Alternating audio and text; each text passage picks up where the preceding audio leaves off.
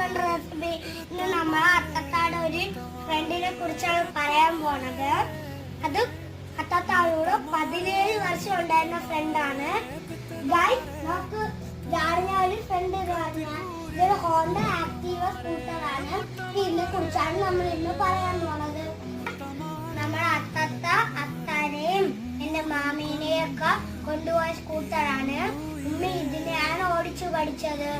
എന്നെയും അയറൂനെയും ഒക്കെ ഈ സ്കൂട്ടറിലാണ് ഡേ കെയറിലൊക്കെ കൊണ്ടുവിട്ടത്.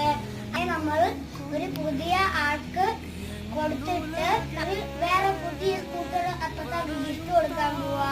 അപ്പോഴേ വിഷമത്തോടെയാണ് കൊടുക്കുന്നത്. ഞങ്ങള് പുതിയ സ്കൂട്ടർ എടുക്കുന്ന വീഡിയോ കൊണ്ട് വരാം. ബൈ.